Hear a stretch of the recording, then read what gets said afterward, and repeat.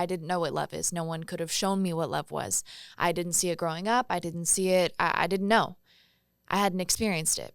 I had had affection. I had had sex. I had had what the world calls love. What the Webster's Dictionary says is that love is just affection.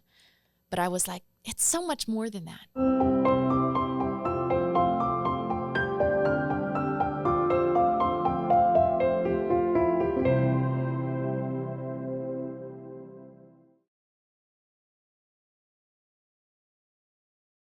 Hi, I'm Angela Williams, and I'm a survivor of child sexual abuse. Hi, I'm Katie Sudano, and I too am a survivor of child sexual abuse. Welcome to Voice Up for the Voiceless. If you're just tuning in with us, we are a podcast that addresses the issue of child sexual abuse and exploitation and ritual abuse. There are millions upon millions in the world. I know our podcast goes out internationally that have been touched by this dark subject. And what Katie and I hope to do is to provide a platform for survivors to tell their stories and people who are working, break the silence, people who are working in the field. And I'm so blessed to have this beautiful woman, just a light in the world, to sit beside me and do this podcast and once a week. I'm blessed to have you too. Yeah, because you asked the good question. I asked the good question. I'm always here going, what? What? Say that again. But anyways, we're super excited because in part one of this, series, we had a wonderful woman. Her name is Lenora Purvis, and she drove all the way over here from Texas with two of her graduates from her home. The program. What's the, refresh my memory? Heaven's Army. Heaven's Army. I don't know why I keep seeing angel wings, though. I see angel wings too. Like I don't. So the army throws me off. It's the wings that I see. But anyway, that's why we see the wings. That's the logo. Oh my gosh. Okay. Well, I saw in my head, I saw wings. She's sitting behind me. That's why I keep looking back. But one of her graduates is here with us today. She is a singer-songwriter. And she just turned 18. We're so happy to have her. And her name is Faith Hartman. Perfect for record. Record deal. But anyway, so Faith, tell us how you got here and how you met Lenora and your whole story. Gosh, guys, thank you so much for having me today. I mean, I'm so excited to be here. It was a wonderful road trip all the way from Texas. I've never been in Georgia before, so very excited. So I was 15 years old when I came into the women's home. And previously, before that, I had been in the grooming process for sex trafficking by a 53-year-old man. And I was in a drug and alcohol rehab. I had been doing crack, cocaine, drinking, and all that stuff. And at that point, I knew that I couldn't go home. My family knew that I wasn't well to go home. And so they were, scattering, trying to find somewhere for me to go. And Heaven's Army popped up on Facebook feed. And me and my supervisor called, and I headed there the day that I discharged. And I've been there since. It's a wonderful program, to say the very least. It is intense discipleship. It's very hard. I'm the 25th graduate out of 300 women, over 300 that have been through the home. It requires a lot out of you, and it develops a lot inside of you that you didn't have before. So I'm very grateful to really have had God's favor, because I cried out to him and I was like, my best decision making got me where I was. I can't do this myself. Truthfully, I'm 15 and this is the best decisions that I've made. And I'm but already you're a baby. A baby. But wait, I'm confused. Okay, so when we have guests on, they jump into more current events. But my mind is always, like, I'm a Dateline 2020 girl. I want to know why. Like, what got you into 15 years old doing all those things that you knew were probably not the right things for you, but what led up to that? So I grew up in a dysfunctional household. I had one absent parent. My dad wasn't there because he was, in his own addiction for 25 years.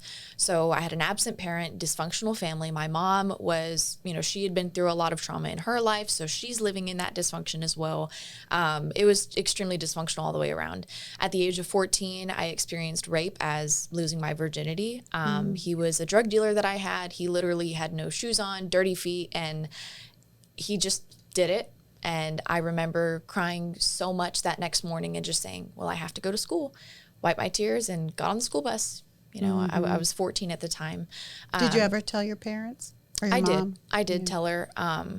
But I was so scared to say anything because I was like, well, I don't want to get in trouble. I don't want him to get in trouble or his friends or anything like that. And then of course my, drug addiction, I'm like, how am I going to get my drugs now? And probably about a month later, I was in an abandoned house with this guy, and he just... The same guy? No, a different guy. And we did drugs, and then he just pulled down my pants and raped me. So that was the first 2 experiences that I had had. So at that point, I had been in addiction, mental hospitals, rape, suicide attempts, and truly was in a really horrible place. And at the age of 15, because of the dysfunction and instability in my household, there was, different boyfriends that my mom had had. And this man moved into our house, and he obviously saw my vulnerability. And I told him about myself because I was vulnerable. I wanted attention. I was broken. And I was like, well, this is a cool 53-year-old man with hair dye and tattoos. He sounds awesome. This is the guy. This is the guy. So he had moved into our property, and I was homeschooled at this point because I had so many issues at school because of drugs.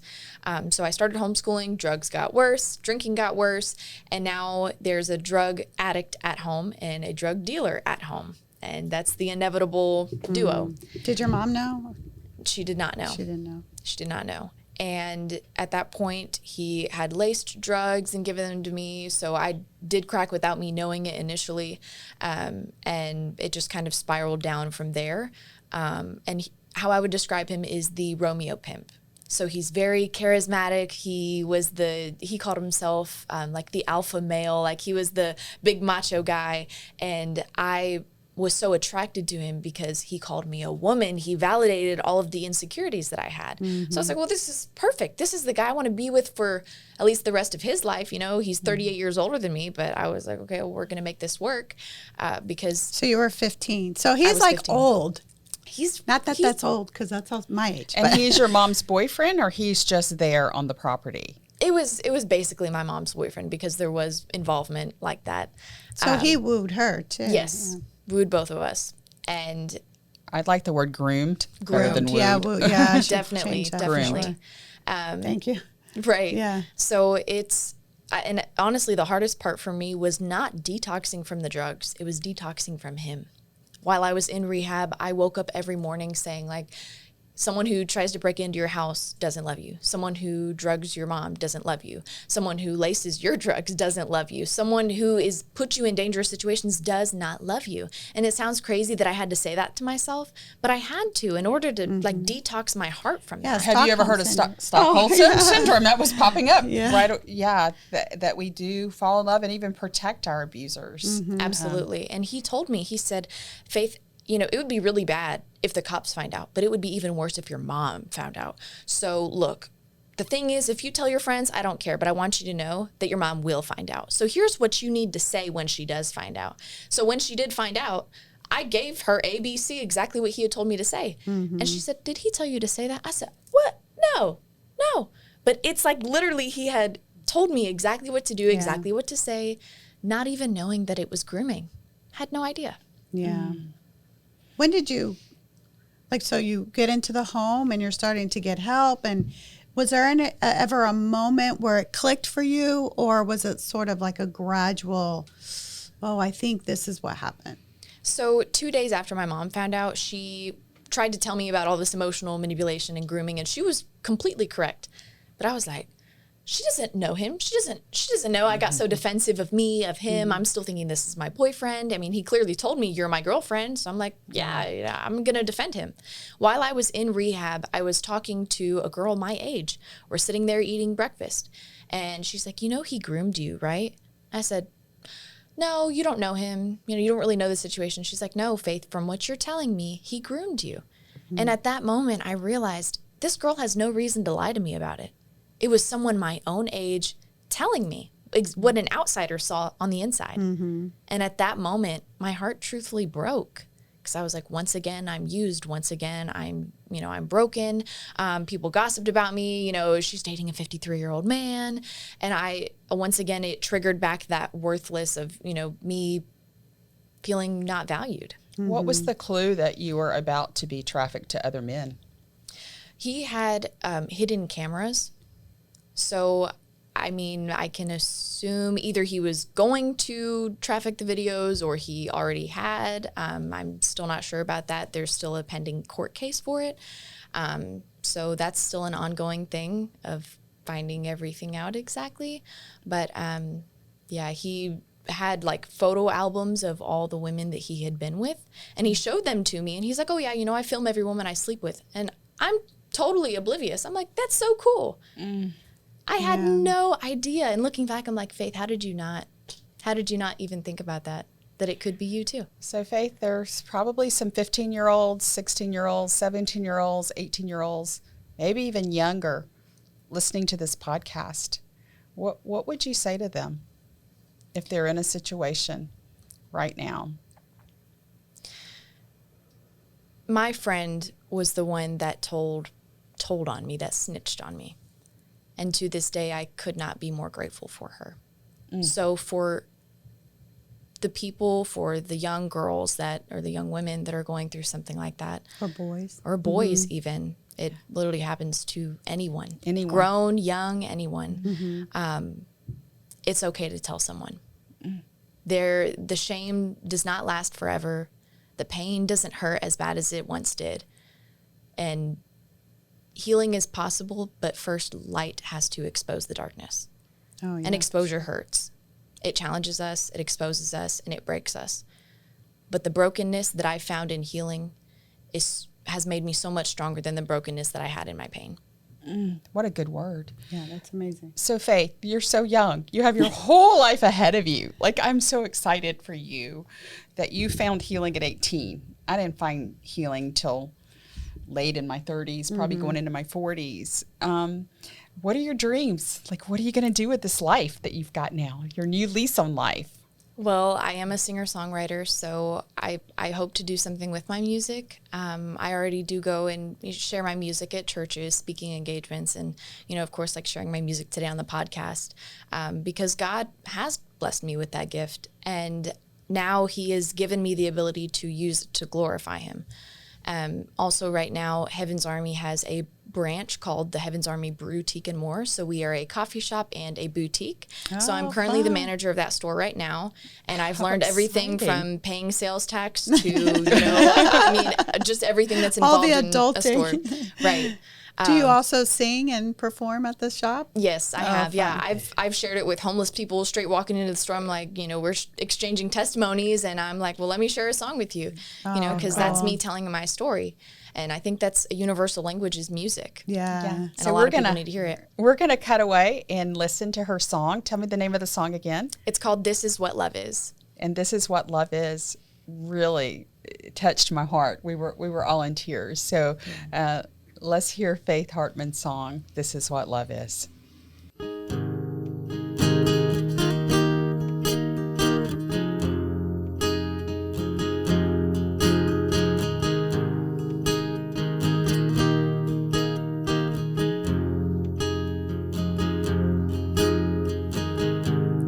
You try to erase me, drawn to the dark, too blind to see. The cage of death has held me tight, hoping that two wrongs will make this right. Can anyone tell me what love is? Is there something that I have to pay? Does anyone know what love is?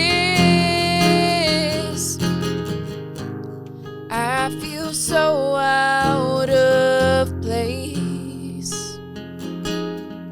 Tell me what love is. Tell me what love is.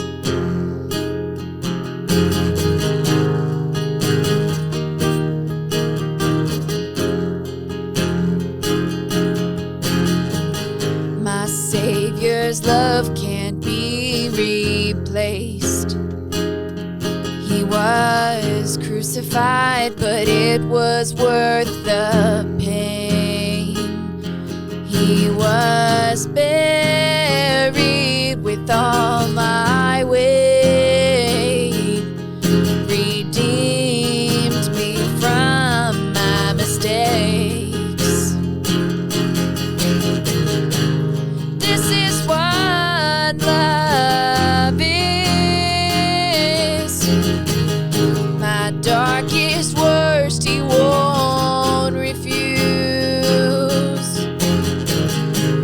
This is what love is.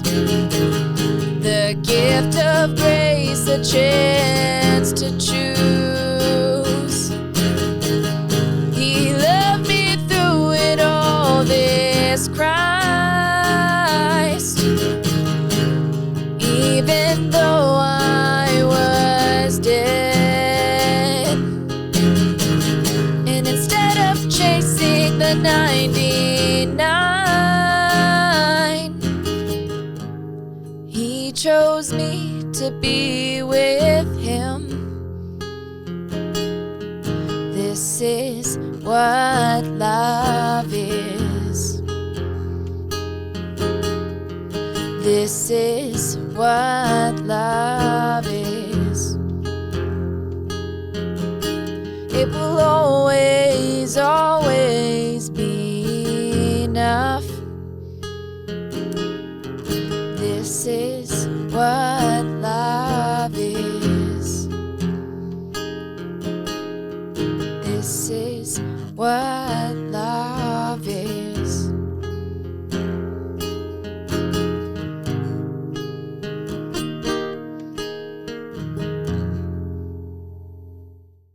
So this song, This Is What Love is an original song that I wrote about a year ago.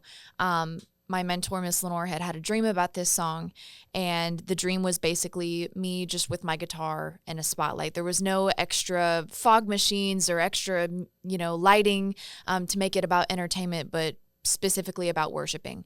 And where this song came from, the title is This Is What Love Is. But I didn't know what love is. No one could have shown me what love was. I didn't see it growing up. I didn't see it. I didn't know. I hadn't experienced it. I had affection. I had had sex. I had had what the world calls love. What the Webster's Dictionary says is that love is just affection. But I was like, it's so much more than that. Love is so much more than that. But how do I know what that is? How do you write a song, This Is What Love Is, if you don't know what love is? And as I'm looking, I'm sitting there with my guitar and I'm like, Lord, just show me what love is, how do I write this, and I'm looking and there's this big painting of Jesus staring at me and he's like, I am love. I am love. It's not just a hug. It's not just a word of affirmation. I am love. Love is a person. Love is Jesus Christ. And he gives us that freedom. He gives us the love. He gives us the grace. So writing this song is really an emphasis of the journey that I've had in finding out not just what love is, but who love is. That was a beautiful, beautiful song. What a touching moment. There was a line that you said that just got me. And then I'm like, okay, hold it together, hold it together. And with the explanation of your song and then hearing the song, there's a lot of people who question if Jesus is a real person, if he's a living God. And your song really resonated to me because, I trust in the Lord with all my heart a lot, but there are moments of doubt and moments of where my faith falls.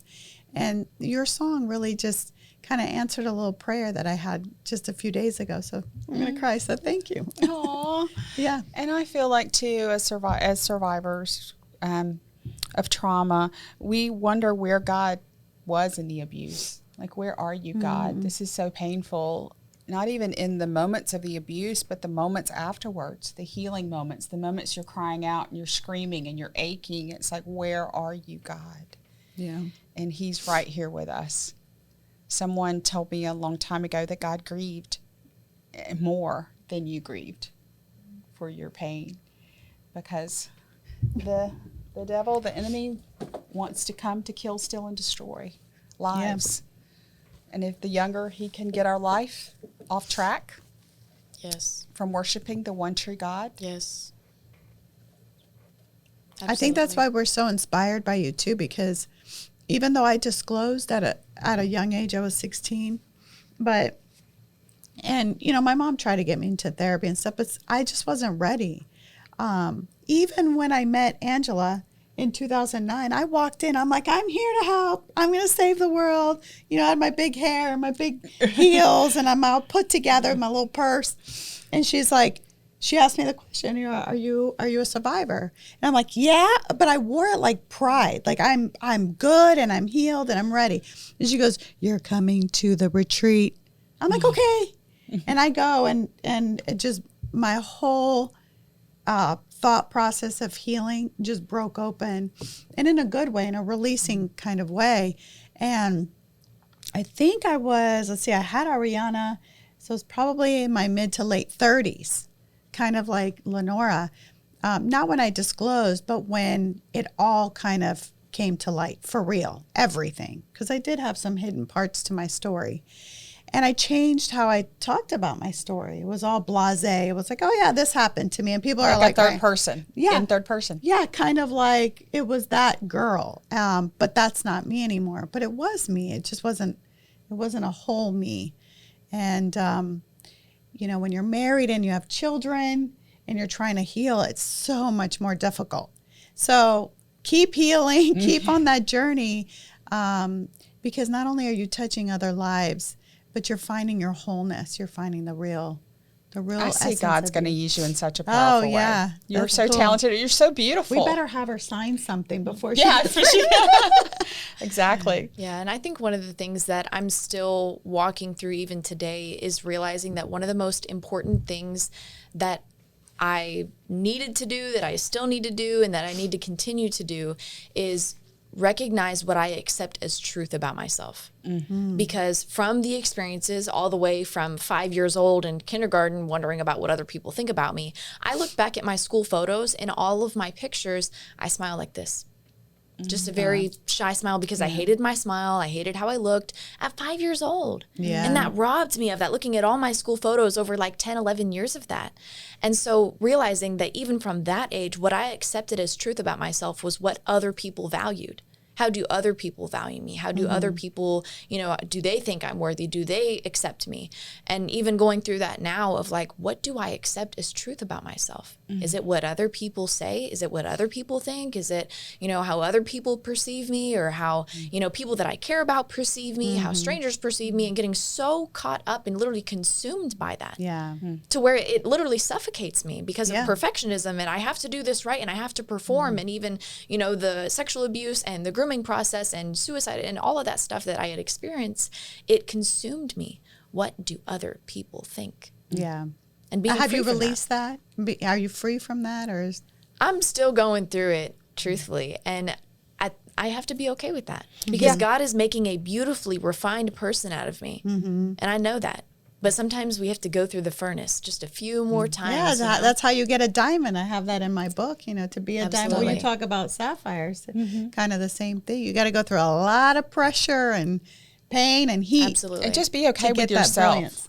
And to be proud that you survived all of that addiction and all of that sexual abuse and sexual trauma. We survived. Yeah. Like, we are tough.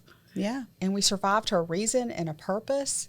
And whether it's using our voice to break the silence of this issue, or using your voice to praise God and letting people know what love truly is, what a blessing. Well, you have been such an inspiration. I'm so excited to have met you. And I just want to follow your journey. So I'm going to be stalking you on Instagram and Facebook, because I want to see where this goes, because your voice is anointed. Thank you. You are anointed. So thank you, Faith, for being with us today. Thank you so much. Faith, you're so anointed. Would you just look into that camera right over there? That's your camera. And would you share a voice of inspiration for our audience from you? And you have been, every word that's come out of your mouth has been an inspiration, but we're going to give you an opportunity to talk to our audience specifically. My voice of inspiration for today is, no matter how old you are, no matter how young you are, the Bible says that we are called to set an example as believers. So finding a moment of grace and truth, of realizing that we are created to be beautifully refined people, regardless of the pain that you've experienced, the disappointment, the discouragement that you've had, that there is a Jesus Christ, the Jesus Christ that is here to help you heal, to wipe your tears, and to help you through this journey. How beautifully That's said. Beautiful. Thank you so much. We are so honored to have you guys here. You have no idea. I'm so humbled that you guys drove all the way here from Texas to share your story. And again, of course, we want to thank Mesmerize Media for making this possible. Yep. And I want to thank my beautiful co-host, Katie Sedano, for being with me. Thank you, Angela, for always encouraging me. There's times when I'm like, ooh. This is hard, guys. This is hard. So please comment, please share, please help us to continue to break the silence, because giving survivors a platform, they need a place to tell their stories, and we need to know what's going on around the country as far as safe houses and programs for survivors. So if you have any questions for any of these ladies during this series, please let us know. If you don't feel comfortable doing it on a public platform, you can always contact us through our website, voiceupforyou.com, and I will make sure to forward your questions to these ladies, these beautiful souls, for them to answer you directly. I will also have your link, if you want me to have it, with your social media and all your, everywhere you have your music and your praise and whatever else you have. So just look at the links below and you'll find the information there. So I'm Angela Williams. And I'm Katie Sedano. Thanks for tuning in today. Have a great day.